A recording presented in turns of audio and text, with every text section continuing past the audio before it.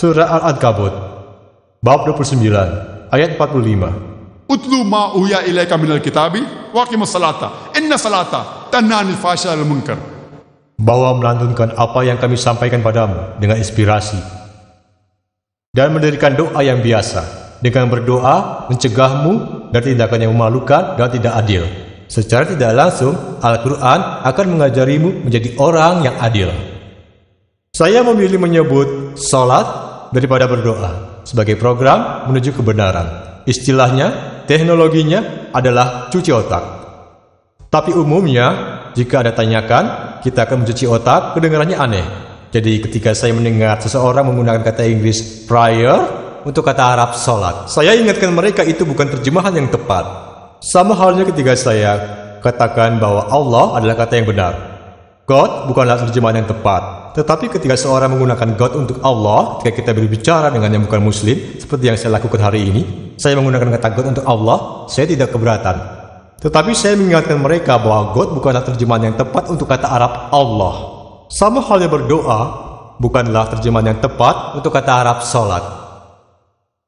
Dan kita umat muslim harus menunaikan sholat minimal 5 kali sehari. Disebutkan dalam Quran surat Al-Isra bab 17 ayat 78 dan surat Toha bab 20 ayat 130 bahwa kita harus menunaikan sholat 5 kali dalam sehari. Seperti halnya untuk tubuh yang sehat, dokter akan mengatakan kepada kita untuk makan 3 kali sehari. Sama halnya untuk jiwa yang sehat, melakukan sholat 5 kali sehari. Dan Quran mengatakan dalam surat Al-Maidah bab 5 ayat 6, kalian semua percaya ketika kamu bersiap untuk sholat, cucilah wajah dan tanganmu dan lenganmu sampai ke siku, dan basuh kepalamu dengan air, dan cuci kakimu sampai ke mata kaki. Pembersihan wudu adalah salah satu syarat sebelum sholat. Wudu adalah persyaratan. Pesan yang diberikan dalam Alkitab, jika Anda membaca Alkitab, disebutkan dalam kitab Keluaran bab 40 ayat 31 sampai 32 bahwa Musa dan Harun dan anak-anaknya mereka mencuci tangan mereka dan kaki mereka, dan ketika mereka pergi ke kuil dan mendekati mezbah, mereka membasuh sesuai perintah Tuhan Yang Maha Kuasa. Pesan yang sama diulangi dalam Kisah Para Rasul bab 21 ayat 26. Dikatakan bahwa Paulus bersama dengan orang-orangnya, dia membasuh dirinya sebelum datang ke hadapan Tuhan. Dan sebelumnya disebutkan dalam kitab Keluaran bab 40 ayat 31 sampai 32 bahwa Musa dan Harun dan anak-anaknya mereka berwudu sebelum menyembah Tuhan. Jadi wudu adalah keharusan dalam Islam, begitu juga agama Kristiani, pembersihan. Selanjutnya disebutkan dalam Quran surat Toha bab 20 ayat 11 dan 12. Ketika Musa mendekati api, ia mendengar suara, "Oh Musa, aku adalah Tuhanmu, jadi di hadapanku lepaskanlah alas kakimu, karena kau berada di lembah suci Tua." Melepaskan alas kaki untuk sholat adalah perintah yang diberikan oleh Allah Subhanahu wa Ta'ala kepada Musa damai bersamanya. Pesan ini juga diulangi dalam kitab Keluaran bab 3 ayat 5. Dikatakan, Tuhan Yang Kuasa berkata kepada Musa, "Jangan mendekat, tanggalkan sepatumu dari kakimu, karena kau berada di atas tanah yang suci." Pesan yang sama diulangi dalam Kisah Para Rasul bab 7 ayat 33. "Lepaskanlah sepatumu dari kakimu, karena kau berada di atas tanah yang suci." Disebutkan sebuah perintah dari Tuhan Yang Kuasa pada Musa untuk melepaskan alas kaki kita sebelum sholat. Tapi juga disebutkan dalam hadis pada Sunan Abu Daud volume 1 kitab sholat bab 240 hadis 653. Ia berkata, bukan ayahnya melainkan kakeknya berkata, ia melihat Nabi Muhammad damai bersamanya berdoa dengan alas kakinya maupun tidak dengan alas kakinya. Jadi kita umat muslim dapat menunaikan sholat baik dengan alas kaki maupun tanpa alas kaki. Bila kita menunaikannya tanpa alas kaki, maka kita membersihkan jiwa kita. Selanjutnya disebutkan dalam Sahih Al-Bukhari volume 1, Kitab Adzan, bab 75, hadis 692. Itulah keterangannya. Dia bilang, ketika kita menunaikan sholat, bahwa kita bersentuhan baut dengan teman kita. Disebutkan dalam Sunan Abu Daud, volume 1, Kitab Sholat, bab 245, hadis 666. Bahwa Nabi sebelum berbalik dan berkata, jangan berdiri sendirian. Mari kita berdiri bahu-membahu, menutup jarak, dan jangan biarkan adanya pembukaan untuk iblis. Nabi tidak merujuk pada iblis yang ada di museum, dengan 2 tanduk dan ekor, yang merujuk pada iblis dari rasisme, dari yang tersingkir, dari warna, dari kekayaan. Menghormati orang miskin, raja, atau pengemis ketika kau berdiri untuk sholat. Kau berdiri bahu-membahu. Tidak masalah kalau kau hitam atau putih, ketika kau berdiri untuk sholat, kau berdiri bahu-membahu. Bagian terbaik dari sholat adalah sujud, yang artinya bersujud. Dalam Quran, sujud disebutkan tidak kurang dari 92 kali. Dan Allah berkata dalam surat Al-Imran, bab 3, ayat 43, Oh Maria, sembahlah Allah dengan sepenuh hati, dan sujudkanlah dirimu, dan menunduklah dengan mereka yang menunduk. Allah mengulang pesan itu dalam surat Al-Hajj, bab 22, ayat 77. Ya ayyuhalladzina amanu, kalian semua yang percaya, menunduk, dan sujudkanlah dirimu, dan sembahlah Tuhanmu, lakukanlah kebaikan untuk kesejahteraanku. Semua para nabi, Allah Subhanahu wa Ta'ala, Tuhan yang Maha Kuasa, ketika mereka menunaikan sholat, ketika mereka berdoa pada Tuhan yang kuasa, mereka bersujud, mereka menyatakan. Dan jika kau membaca Alkitab, disebutkan dalam kitab Kejadian, bab 17, ayat 3, Ibrahim bersujud ketika ia berdoa kepada Tuhan. Disebutkan dalam kitab Bilangan, bab 20, ayat 6, bahwa Musa dan Harun bersujud, dan Tuhan pun muncul ke hadapan mereka. Disebutkan dalam kitab Yosua, bab 5, ayat 14, bahwa Yosua bersujud dan kemudian berdoa kepada Tuhan. Disebutkan dalam Injil Matius, bab 26, ayat 39, di Taman Getsemani, Yesus damai bersamanya, ia bersujud dan berdoa kepada Tuhan. Jadi semua nabi Tuhan, mereka bersujud dan mereka berdoa kepada Tuhan. Dan semua melakukan lebih baik dari kita, umat muslim. Dengan mengikuti jalan mereka dan berdoa kepada Tuhan, berarti meletakkan bagian tubuh yang tertinggi, yaitu dahi, ke bagian terendah, yaitu di tanah, dan kita mengucapkan kemuliaan bagi Allah yang Maha Tinggi.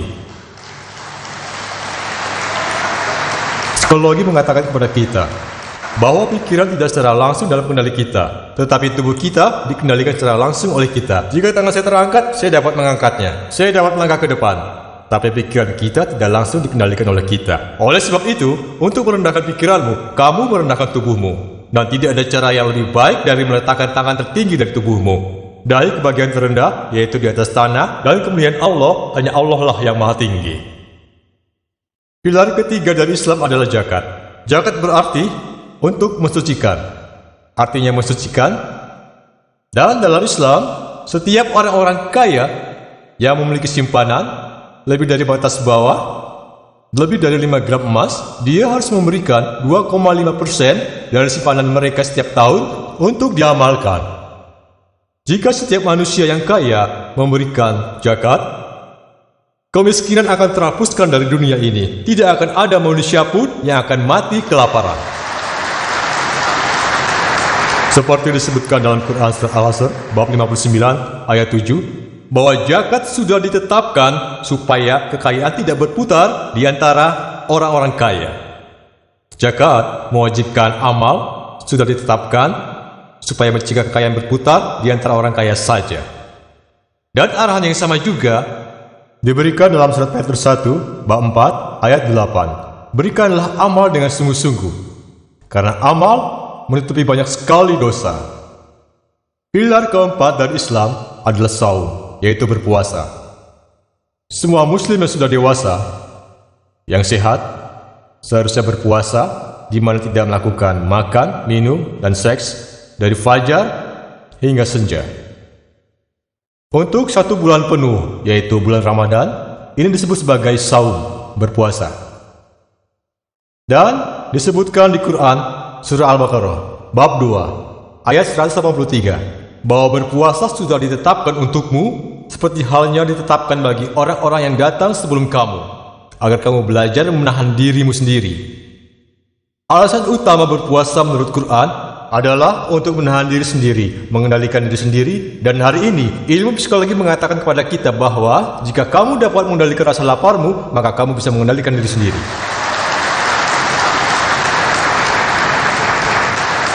Ada bermacam-macam manfaat mukjizat, manfaat lainnya kau dapat berbicara panjang lebar hanya mengenai keuntungan berpuasa.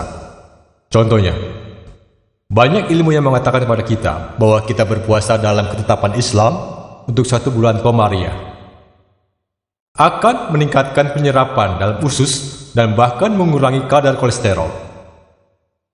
Jika kau sama sekali tidak merokok dari fajar hingga senja, dengan baik kau dapat tidak sama sekali merokok dari pelungan hingga kuburan. Jika kau dapat tidak sama sekali minum alkohol dari fajar hingga senja, dengan baik kau dapat tidak sama sekali minum alkohol dari pelungan hingga kuburan.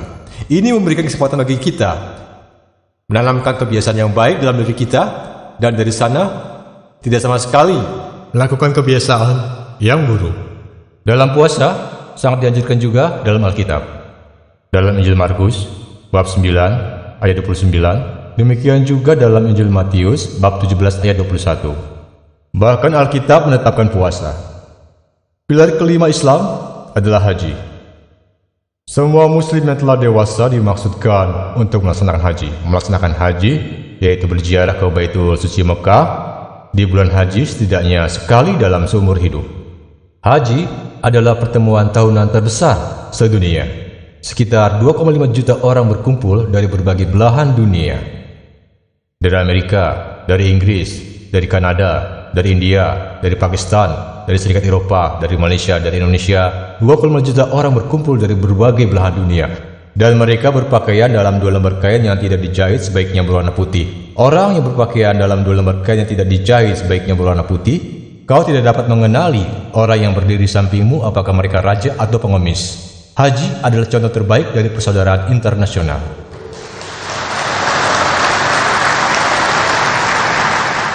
Quran mengatakan dalam surah Al-Hujurat bab 49 ayat 13, Ya ayyuhan nasu inna khalaqnakum min zakarin wa unsa wa ja'alnakum syu'uban wa qabaila lita'arafu inna akramakum indallahi atqakum innallaha alimun kabir. Semua umat manusia kami menciptakan kalian sepasang pria dan wanita dan membagi kalian dalam bangsa dan suku supaya kalian saling mengenal satu sama lain, bukan saling membenci satu sama lain. Dan yang paling terhormat di mata Allah Subhanahu wa Ta'ala adalah orang yang bertakwa di sisinya. Kriteria untuk penghakiman di mata Allah Subhanahu wa Ta'ala bukanlah kekayaan, bukanlah warna, bukanlah jenis kelamin, bukanlah umur, melainkan takwa, kebenaran, kesadaran akan Tuhan kesalehannya. Jika Anda membaca Alkitab, disebutkan dalam Alkitab kitab Mazmur bab 84 ayat 4-7 dikatakan, diberkatilah mereka yang pergi ke lembah Baka. Baka adalah nama lain dari Mekah. Disebutkan juga dalam Quran surat Al-Imran bab 3 ayat 96. Jadi Baka adalah orang tempat menyembah Allah Subhanahu wa Ta'ala. Jadi Baka adalah nama lain dari Mekah. Dan juga disebutkan dalam Alkitab bahwa terberkatilah mereka yang pergi ke Baka. Ini tidak hanya berkaitan dengan 5 pilar Islam, tetapi kelima pilar ini hanya merupakan pilar yang strukturnya tidak selesai. Tetapi apabila pilar ini kuat, insya Allah dengan kehendak Tuhan, maka strukturnya akan kuat. Allah mengatakan dalam Quran surah Al-Jariyat bab 51 ayat 56, Wa ma khalaqtul jinna wal insa illa liya'budun. bahwa kami menciptakan jin dan manusia hanya untuk menyembahku. Alasan utama suatu penciptaan adalah untuk menyembah Allah Subhanahu wa Ta'ala. Kata ibadah berasal dari kata ab, yang artinya kita harus melayani, kita harus patuh kepada Allah Subhanahu wa Ta'ala. Jadi jika kita mematuhi perintah Allah Subhanahu wa Ta'ala, kita mematuhi perintah Allah. Kita telah menyerahkan kehendak kita pada kehendak Allah Subhanahu wa Ta'ala. Misalnya, kemuliaan Quran mengatakan dalam surat Al-Maidah bab 5 ayat 90. Ya ayyuhalladzina amanu. Kalian percaya, Innamal khamru wal maisiru. yang pasti paling beracun adalah judi. Wal anzab wal azlamu. Percaya kepada batu-batu. رجتم من عمل الشيطان akan mengirimmu kepada iblis, فاجتنبوا لعلكم تفلحون. menjauhkanmu dari kesejahteraan. Jika kau tidak sama sekali melakukan yang meracuni, kau melakukan ibadah, kau menyembah Allah Subhanahu wa taala, kau mematuhi perintahnya, dan kau menyerahkan kehendakmu kepada kehendak Allah. Pesan yang sama diberikan pada Alkitab jika kau membaca kitab Amsal bab 20 ayat 1 dikatakan, anggur adalah pencemooh, minuman keras adalah pengamuk, dan terhuyung-huyung karenanya tidaklah bijak. Pesan yang sama diulangi di kitab Efesus bab 5 ayat 18 dikatakan, jangan mabuk karena anggur. Jadi alkohol bahkan juga dilarang dalam Alkitab tidak kurang dari 2 tempat. Jadi jika kita tidak sama sekali minum alkohol, kita menyerahkan kehendak kita kepada kehendak Allah. Allah mengatakan dalam Quran, tidak kurang dari 4 tempat yang berbeda. Dalam surat Al-Baqarah bab 2 ayat 173, dalam surat Al-Maidah bab 5 ayat 3, dalam surat Al-An'am bab 6 ayat 145, dan surat An-Nahl bab 16 ayat 115. حرمت عليكم الميتة والدم ولحم الخنزير وما أهل لغير الله به. 4 makanan itu daging bangkai, daging babi, darah, dan juga daging yang disembelih tidak menyebut nama Allah Subhanahu wa taala. Jadi 4 makanan ini, daging, bangkai, darah, daging babi, dan makanan untuk berhala adalah dilarang dalam Quran tidak kurang dari 4 tempat. Jenis makanan ini bahkan juga dilarang dalam Alkitab. Jika kau membaca Alkitab dalam kitab Imamat bab 17 ayat 15 dan kitab Ulangan bab 14 ayat 21 dikatakan, kau tidak boleh memakan segala sesuatu yang mati dengan sendirinya. Jadi bahkan daging bangkai juga dilarang dalam Alkitab. Sehubungan dengan darah, ada tidak kurang dari 5 tempat yang berbeda dalam Alkitab di mana darah dilarang. Jika kau membaca kitab Kejadian bab 9 ayat 4, kitab Imamat bab 17 ayat 14, kitab Ulangan bab 12 ayat 16, dan 1 Samuel bab 14 ayat 33, dan Kisah Para Rasul bab 15 ayat 29. Alkitab melarang memakan darah tidak kurang dari 5 tempat yang berbeda. Sejauh mengenai daging babi, disebutkan dalam Alkitab di kitab Imamat bab 11 ayat 7-8 bahwa babi berkuku belah dan bersela panjang, tetapi ia memilih untuk tidak dipotong. Itu tidak bersih untukmu. Kau tidak boleh memakan dagingnya ataupun menyentuh bangkainya. Hal yang sama diulangi dalam kitab Ulangan bab 14 ayat 8. Babi berkuku belah, tetapi ia tidak memilih untuk dipotong. Itu tidak bersih untukmu. Kau tidak boleh memakan dagingnya ataupun menyentuh bangkainya. Dan memakan babi dilarang ketiga kalinya di Alkitab. Dalam kitab Yesaya bab 65 ayat 2-5, Alkitab melarang memakan daging babi tidak kurang dari 3 tempat yang berbeda. Dan yang terakhir adalah makanan yang telah diambil untuk berhala juga dilarang dalam Alkitab.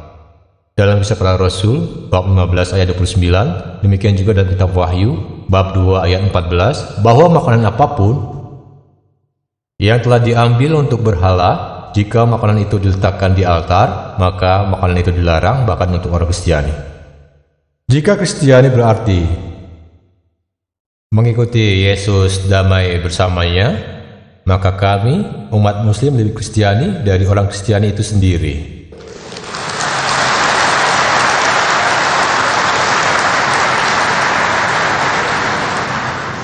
Lebih jauh dalam Quran memberikan kita berbagai arahan. Quran mengatakan bahwa kita harus jujur. Disebutkan dalam Quran kita harus mencintai tetangga. Allah mengatakan dalam surah Al-Ma'un bab 107 ayat 1-7.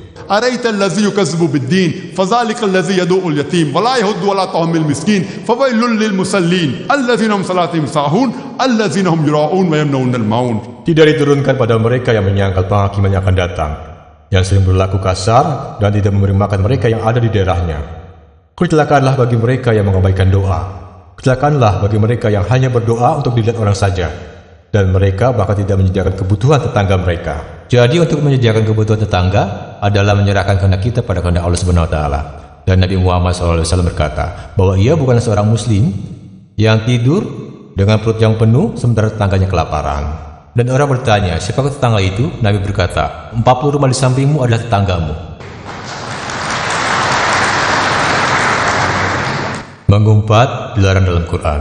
Quran mengatakan dalam surah Al-Humajah bab 104 ayat 1. Wailul likulli humazatil lumazah. Kecelakaanlah bagi setiap para pengumpat. Jika mereka tidak sama sekali mengumpat, kau menyerahkan kehendakmu kepada kehendak Allah Subhanahu wa taala. Quran mengatakan bahwa kita harus mencintai dan menghormati orang tua. Allah mengatakan dalam surah Al-Isra bab 17 ayat 23 sampai 24 bahwa kita telah menggabungkan manusia yang menyembahku dan untuk baik kepada orang tuamu, dan jika salah satu dari mereka atau keduanya menua, jangan berkata yang menghina, jangan menyumpah, jangan menolak mereka, tetapi perlakukan mereka dengan hormat dan rendahkan rasa malumu dan berdoa kepada Tuhan untuk memberkati mereka seperti mereka menghargai anak-anak mereka. Quran mengatakan salah satu dari orang tuamu atau keduanya menua, kau bahkan tidak dapat menyumpahi mereka, tapi perlakukan mereka dengan hormat dan rendahkan rasa malumu dan berdoa kepada Tuhan bahwa terberkatilah mereka seperti mereka menghargai anak mereka. Jadi jika kau mencintai orang tuamu, jika kau menghormati orang tuamu, jika kau baik dengan orang tuamu, kau menyerahkan kehendakmu kepada Allah Subhanahu wa taala, kau menyerahkan kehendakmu kepada Tuhan yang Maha Kuasa. Hidup membiara dilarang dalam Islam.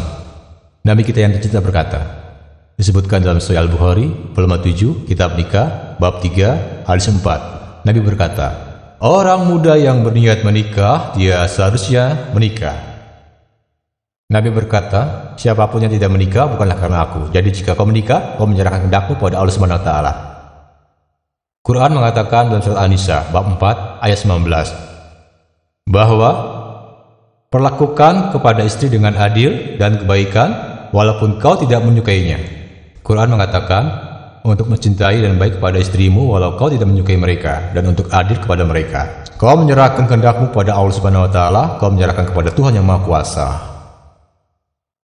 Quran mengatakan dalam surah Al-Isra bab 17 ayat 32, jangan kau melakukan perzinahan, karena bagi iblis kau membuka jalan baginya. Jadi untuk tidak melakukan sama sekali perzinahan, kau menyerahkan kehendakmu kepada Tuhan yang Maha Kuasa. Di Islam, kami memiliki sistem kesopanan yang mana hal ini juga sama dengan Kristiani. Quran mengatakan dalam surah An-Nur bab 24 ayat 30 dikatakan bahwa mereka yang percaya bahwa ia seharusnya menundukkan pandangannya dan Tuhan adalah kesopanan, dan pria manapun melihat kepada wanita manapun dan memiliki pemikiran-pemikiran yang memalukan dalam pikirannya, ia seharusnya menundukkan pandangannya. Pesan yang sama diberikan dalam Injil Matius bab 5 ayat 27 sampai 28, di mana Yesus damai bersamanya telah dikatakan waktu yang lalu bahwa kau tidak seharusnya melakukan perzinahan, tetapi aku mengatakan padamu, siapa yang melihat kepada wanita yang hasrat kepadanya, maka ia telah berzina di hatinya. Assalamualaikum warahmatullahi wabarakatuh. Bismillah, alhamdulillah, wassalatu wassalamu ala rasulillah wa ala alihi wa sahbihi wa wala. Pondok pesantren Riyadus Salam hadir di Kampung Neglasari, Desa Sukawangi, Kecamatan Sukamamur, Kabupaten Bogor. Berdiri di atas lahan tanah wakaf seluas 5,7 hektar. Namun kondisinya sangat sederhana. Oleh karena itu, kami masih membutuhkan uluran tangan kaum muslimin dan muslimat di mana saja Anda berada. Kami sekarang tengah membangun asrama dan ruang belajar untuk santri, di mana sekarang mereka belajar hanya menggunakan tempat belajar apa adanya. Kami mengajak kaum muslimin semua untuk bersama-sama dengan kami membangun pesantren ini dalam bentuk amal soleh untuk memperbanyak tabungan akhirat kita dan amal jariah. Semoga Bapak Ibu diberkahi oleh Allah Subhanahu wa taala dan dapat bersama-sama dengan kami bersama santri dalam keadaan Allah sayang kepada kita sehingga kita selamat dunia akhirat.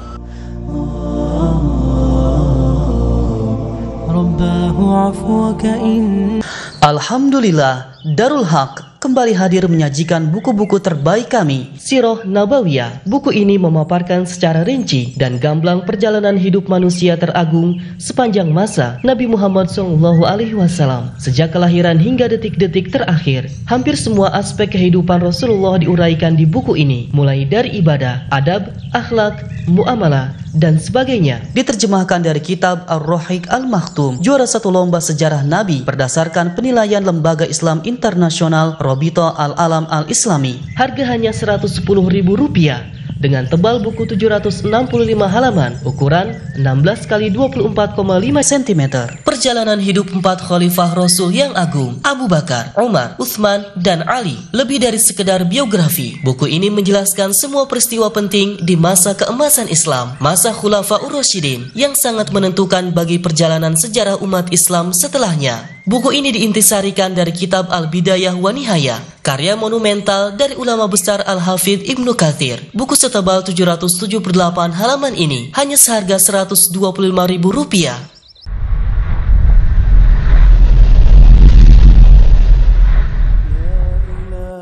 Yud, ini Ana mau nyari fikih tentang zakat ya. Biasanya ada di kitab Bulughul Maram, Yud. Antum punya kitabnya nggak, Yud? Wah, kalau bukunya, kitabnya Ana nggak punya. Tapi di HP ini, Bulughul Maram lengkap.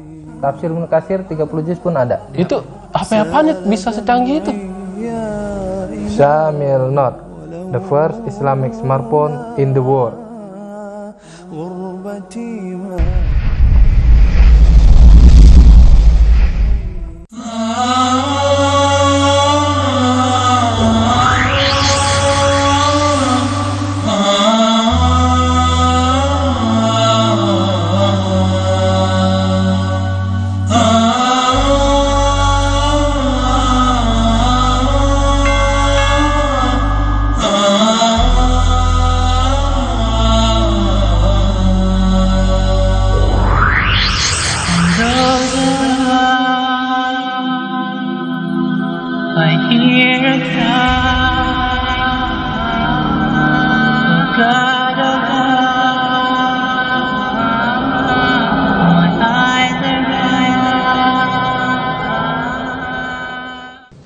Sama seperti dikatakan dalam Quran, tundukkan pandanganmu, Yesus dan bersamanya mengatakan bahwa siapapun yang melihat wanita dengan hasrat kepadanya telah berzina di dalam hatinya.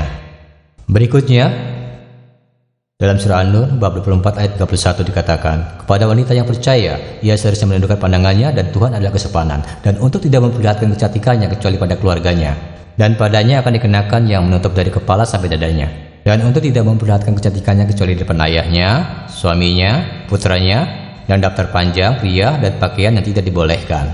Pada dasarnya ada 6 kriteria hijab diberikan dalam Quran, Sunnah, dan Hadis. Pertama adalah panjangnya yang berbeda untuk pria dan wanita. Untuk pria adalah dari pusar sampai ke lutut. Untuk wanita, seluruh tubuh seharusnya ditutupi. Bagian yang boleh terlihat adalah wajah dan tangan sampai ke pergelangan tangan. 5 kriteria sisanya adalah sama bagi pria dan wanita.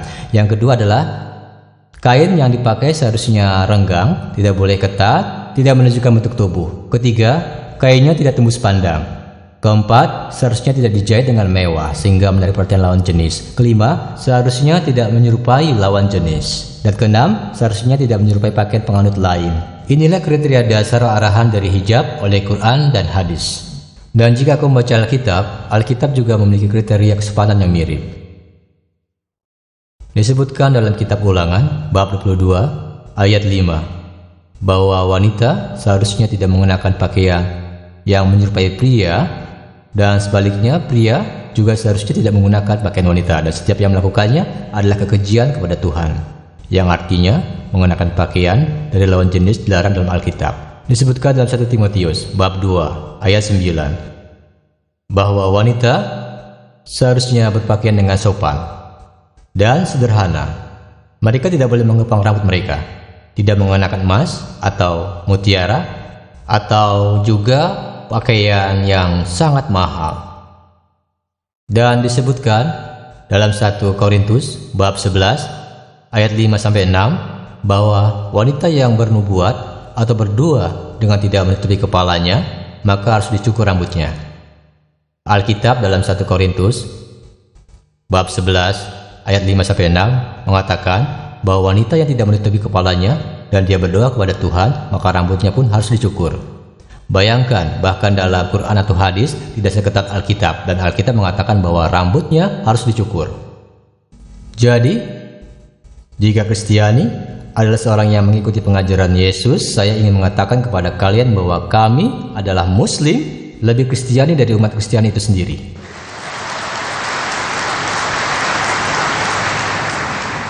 Dalam sunnah Islam, kami melakukan sunat. Tetapi pesan yang diberikan dalam Alkitab Jika kau membaca Alkitab dalam Kisah Para Rasul bab 7 ayat 8 dikatakan kau harus disunat. Disebutkan dalam Injil Yohanes bab 7 ayat 22 bahwa kau telah diberikan perjanjian untuk disunat. Disebutkan dalam Injil Lukas bab 2 ayat 21 bahwa Yesus damai bersamanya ia disunat pada hari ke-8. Jadi, jika Kristiani adalah seorang yang mengikuti pengajaran Yesus damai bersamanya, maka kami Muslim lebih Kristiani dari umat Kristen itu sendiri. Muslim berarti seorang yang menyerahkan kehendaknya kepada Tuhan yang kuasa. Jika Kristiani adalah seorang yang mengikuti pengajaran Yesus damai bersamanya, maka seperti yang telah disebutkan tadi, kami Muslim lebih Kristiani dari umat Kristen itu sendiri. Dan seperti yang saya sebutkan di awal, disebutkan dalam Injil Yohanes bab 5 ayat 30, Yesus damai bersamanya berkata, bukan kehendakku, melainkan kehendak Tuhan yang kuasa. Dan siapapun yang mengatakan bahwa bukan kehendakku, kehendak Tuhan yang kuasa, orang itu adalah Muslim. Dan Yesus Kristus damai bersamanya adalah seorang praktisi Muslim yang sangat baik. Saya ingin mengakhiri pembicaraan saya dengan mengutip kebenaran Quran dari surah Al-Maidah bab 5 ayat 82, di mana dikatakan di antara kitab suci yang paling dekat dengan umat Muslim adalah mereka yang mengatakan bahwa kami adalah Kristiani. Terima kasih untuk semuanya. Alhamdulillahirrabbilalamin.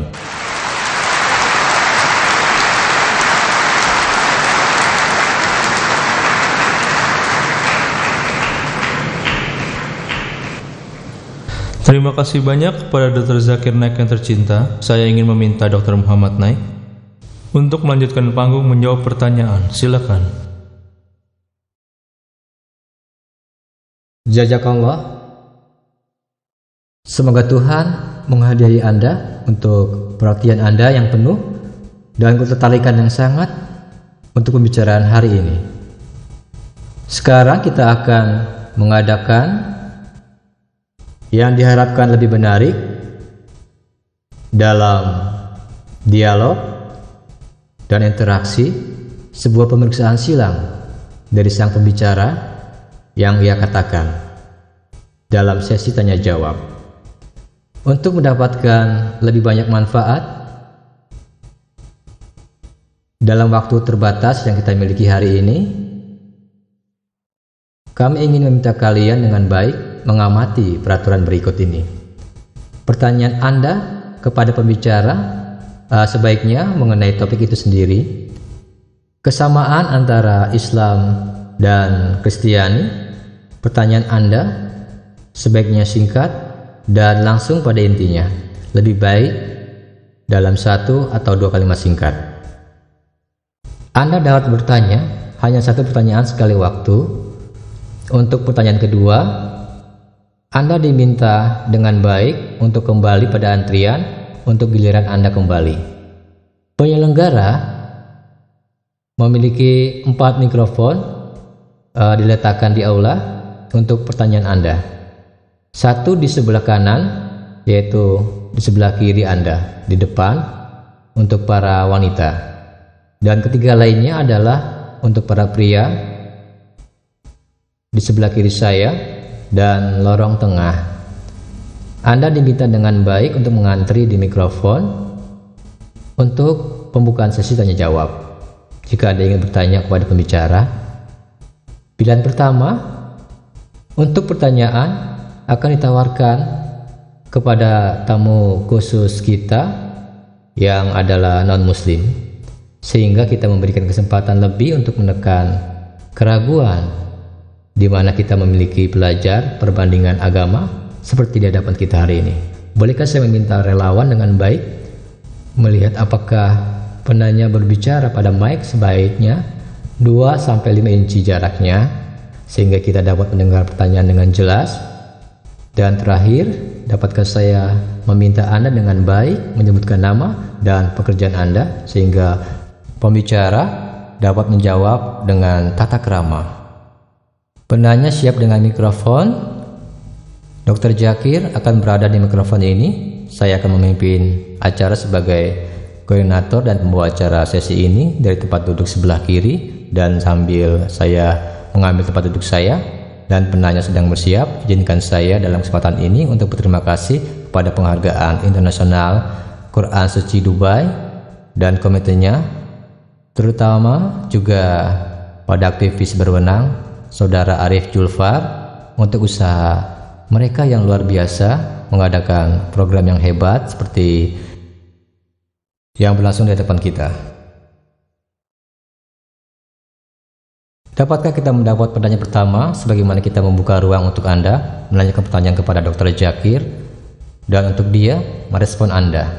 Dapatkah saya meminta kepada yang non-muslim dipilih pertama kali, dan mungkin dimulai dari yang wanita terlebih dahulu di mikrofon, kemudian kita putar searah jarum jam, dan pertanyaan kedua di mic yang itu, ketiga di lorong tengah ini, keempat, dan seterusnya secara memutar.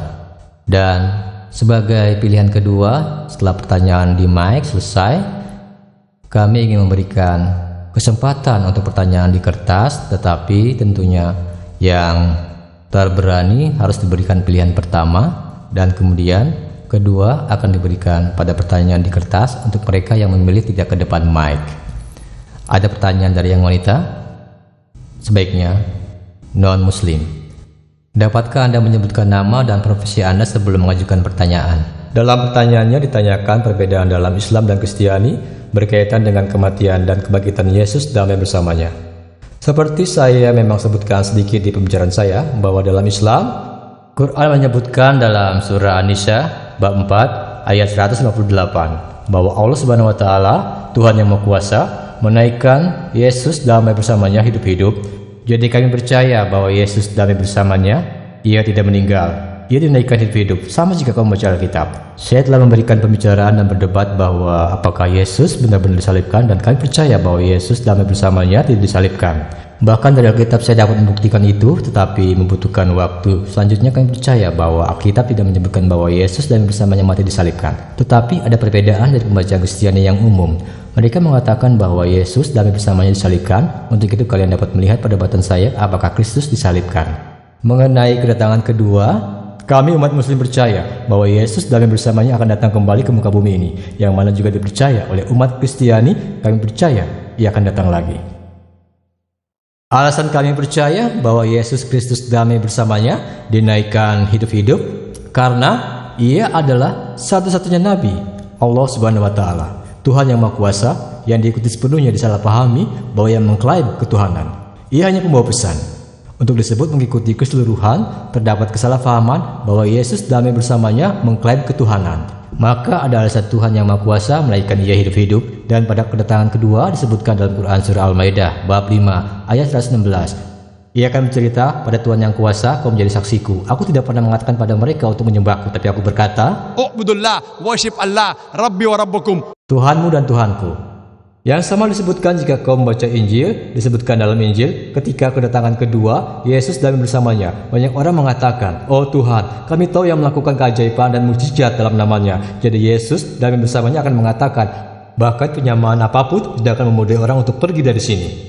Aku bahkan tak mengenalmu. Jadi Yesus damai bersamanya pada kedatangan keduanya, ia akan datang untuk bersaksi. Ia adalah Nabi Tuhan yang kuasa. Semoga itu menjawab pertanyaan Anda. Terima kasih. Untuk penanya dari non-muslim, ini adalah kesempatan bagi Anda untuk bertanya apapun. Silakan merasa bebas untuk bertanya pertanyaan. Bahkan jika itu kritik, saya dapat menerimanya. Saya masih muda. Saya muda, saya dapat menerimanya.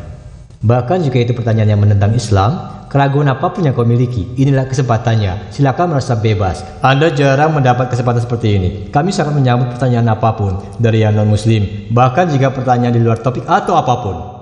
Jadi jika ada pertanyaan berkaitan dengan kesamaan antara Islam dan Kristiani, atau pertanyaan lain tentang Islam, inilah kesempatannya. Silakan merasa bebas.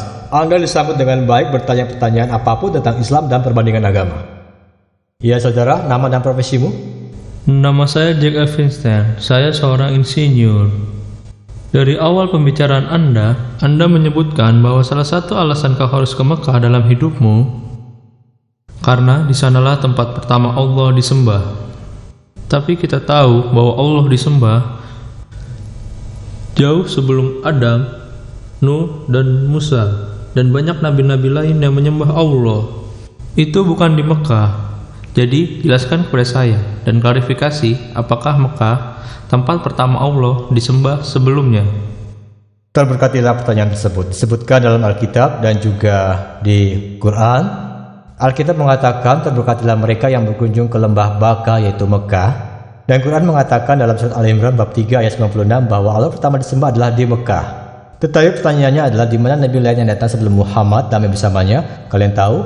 Musa, Yesus, Ibrahim, Adam, damai beserta mereka. Jadi bagaimana Mekah jadi tempat yang pertama? Saudara, Nabi Muhammad damai bersamanya, ia bukan nabi yang pertama.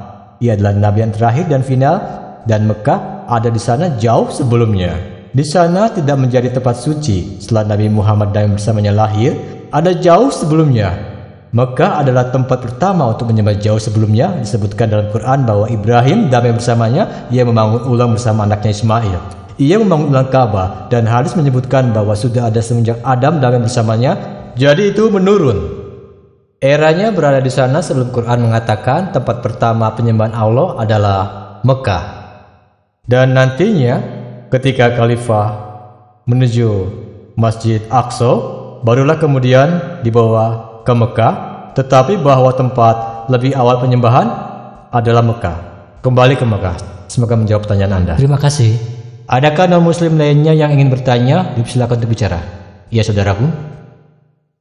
Nama saya Rahul Hadiah, profesi saya seorang insinyur. Saya ada pertanyaan yang sudah berada di pikiran saya cukup lama. Quran suci mengatakan tidak ada pemaksaan dalam agama. Itu poin pertama. Dan poin kedua adalah hukuman untuk muslim yang ingin keluar dari Islam. Tuhan melarang adalah hukuman mati. Menurut saya, ini menandakan bayangan pemaksaan dalam pikiran bahwa ini adalah hukuman yang dijatuhkan kepada saya. Sebab itulah saya tidak dapat melakukannya. Dan ini saya hanya butuh klarifikasi. Saya yakin ada klarifikasi untuk poin ini. Pertanyaan yang bagus.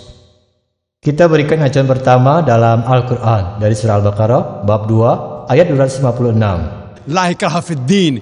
Tidak ada pemaksaan agama. Itu adalah bagian dari maksudnya bahwa kita tidak dapat memaksa siapapun memaksa dengan atau dengan senjata. Pertanyaan berikutnya adalah muslim manapun meninggalkan agamanya dan menjadi non-muslim akan menjadi murtad, maka hukumannya adalah kematian.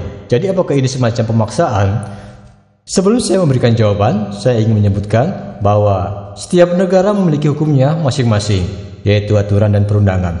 Dan kebanyakan negara, salah satu hukuman terberatnya adalah pengkhianatan. Misalnya, jika seorang bekerja di ketentaraan dan ia membocorkan hal penting negara atau poin dan informasi yang vital kepada musuh, disebut juga pengkhianatan.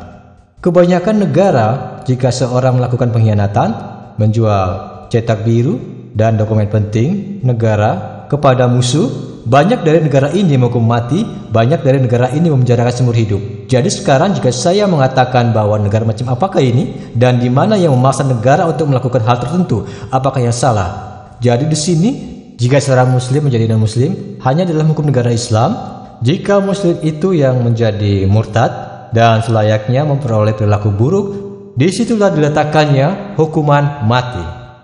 Misalnya di sekolah, jika saya menunjuk guru matematika, ia mengajar 2+2=4, kemudian besoknya dia mengajar 2+2=5. Jadi apa yang saya dapatkan di sekolah saya? Cara yang sama, hukuman untuk murtad dalam negara Islam adalah kematian. Ini tidak akan disebut sebagai pemaksaan. Ini akan dikatakan seseorang yang telah tersesat menjauh dari kebenaran menuju yang salah. Tetapi sejauh membuat seorang masuk Islam, tidak ada muslim dapat memaksakan non-muslim manapun untuk menerima Islam. Di bawah ujung pedang, di bawah senjata api, yang harusnya kita lakukan, kita harus menyampaikan pesan. Jika Anda suka, Anda menerimanya. Jika Anda tidak suka, tidak masalah. Tugas saya adalah menyampaikan pesan. Disebutkan dalam Quran surah Al-Ghasyiyah bab 88 ayat 21. Fazakir nama anta muzakkir. Tugas kita adalah mengirimkan pesan. Kita harus mengirimkan pesan dalam cara yang terbaik. Dengan hikmah, begitulah. Dengan khutbah yang terindah. Apakah manusia lain non-muslim menerima atau tidak dalam kendali kita? Kita tidak dapat memaksakan siapapun menerima Islam di bawah ujung pedang. Tetapi Anda membicarakan kasus yang berbeda dalam hukum negara Islam. Seperti contoh sebelumnya, seorang yang bekerja di ketentaraan, ia menjual rahasia negara, maka hukumannya adalah mati. Semoga itu menjawab pertanyaan Anda. Ya, terima kasih.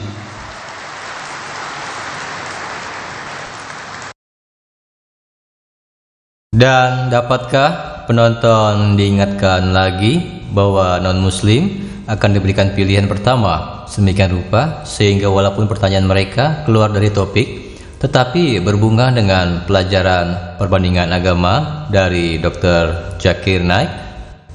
Dan berhubungan dengan kebutuhan saat ini, kami ingin perbolehkan pertanyaan itu juga dari non-muslim. Silakan saudariku. Pertanyaannya, apakah Islam menyebarkan tindakan pengampunan? Tentu saja ya. Dan setiap bab, setiap surah dari kemuliaan Quran dimulai dengan Bismillahirrahmanirrahim, dengan menyebut nama Allah yang Maha Pengasih lagi Maha Penyayang. Pertanyaan yang berat, bahwa jika Islam menyebarkan tindakan pengampunan, mengapa memperbolehkan pembunuhan? Itu pertanyaan yang bagus. Jika Anda menganalisa pertanyaan ini dalam Quran, surat Al-Baqarah bab 2 ayat 178, hukuman berat juga hukuman mati berdasarkan qisas. Dan Allah juga mengatakan dalam Quran surat Al-Maidah bab 5 ayat 32, jika seorang membunuh manusia lainnya, baik muslim atau non-muslim, kecuali jika untuk pembunuhan atau menciptakan kekacauan di dunia, adalah bagaikan yang membunuh semua kemanusiaan. Jadi aturan umumnya, jika manusia manapun membunuh manusia manapun, bagaikan yang membunuh semua kemanusiaan, kecuali dalam dua keadaan, kecuali pembunuhan sengaja atau membuat kerusakan di dunia. Sekarang ada dua pengecualian di mana Islam membolehkan kita dapat membunuh manusia manapun. Nomor satu adalah jika seorang telah melakukan pembunuhan sengaja, yang mana termasuk dalam pertanyaan mengenai pembunuhan.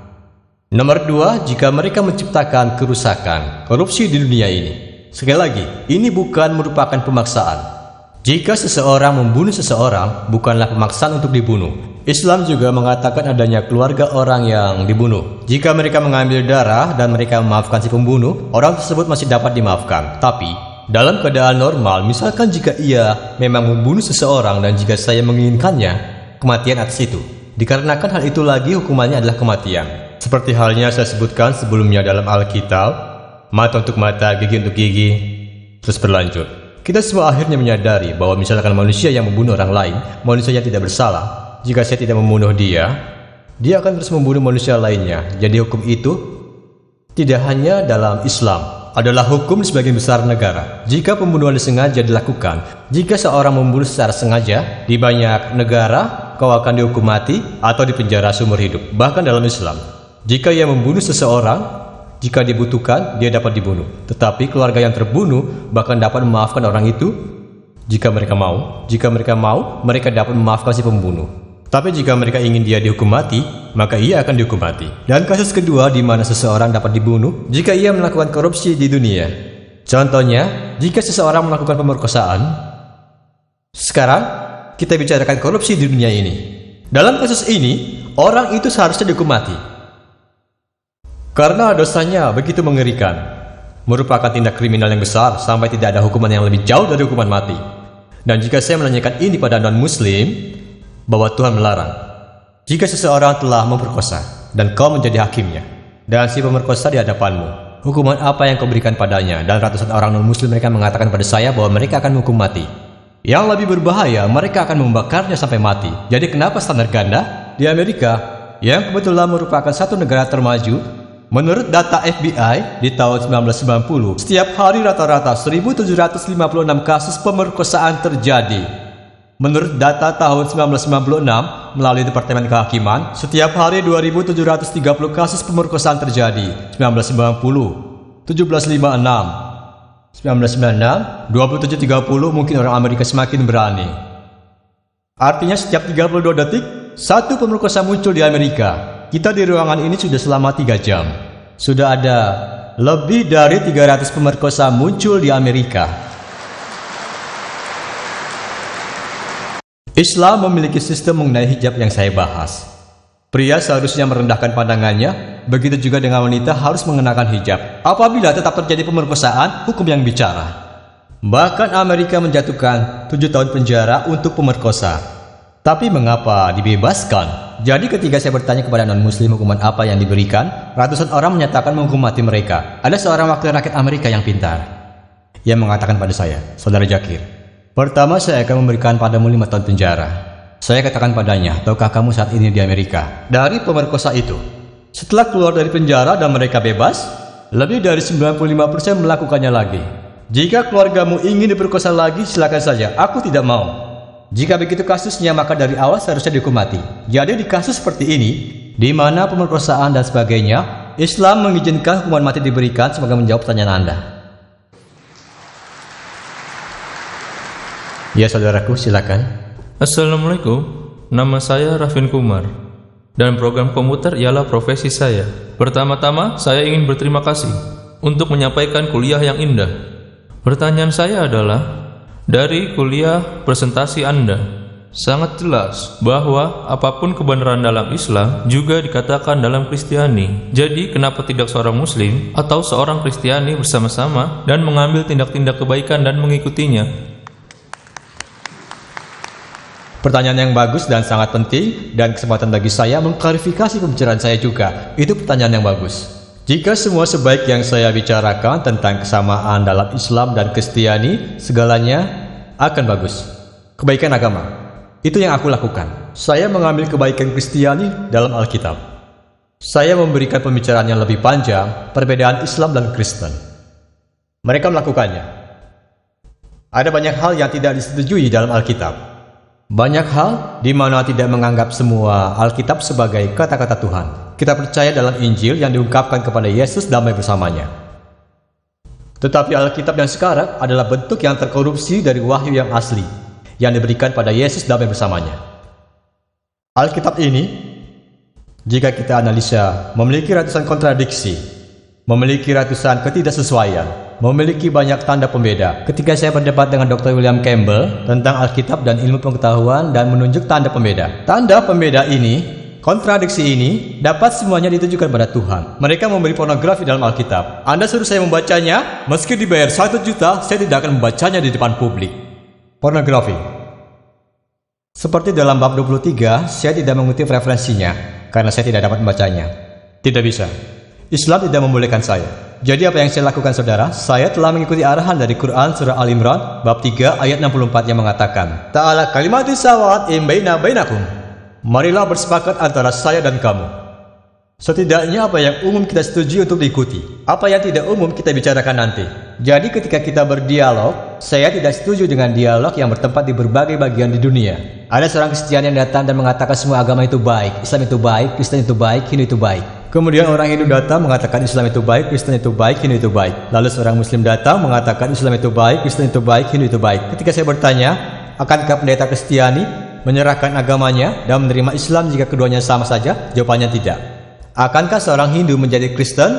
Jawabannya tidak. Akankah seorang Muslim menyerahkan agamanya dan menjadi seorang Hindu? Jawabannya tidak. Ini hanyalah omong kosong saja. Yang telah saya lakukan, saya bertanya kepada orang lain, setidaknya mereka setuju bahwa satu tulisan di dunia adalah 100% kata-kata Tuhan. Itu tidaklah masalah. Hindu tidak masalah. Saya tidak keberatan menerima tulisan Weda menjadi kata-kata Tuhan 100% benar. Kristiani akan berkata, saya tidak masalah. Saya tidak keberatan menerima Alkitab menjadi firman Tuhan. Yang Muslim juga begitu. Saya tidak masalah. Saya sudah menerima Quran sebagai firman Tuhan. Sekarang, keluarkan faktor umum dalam semua tulisan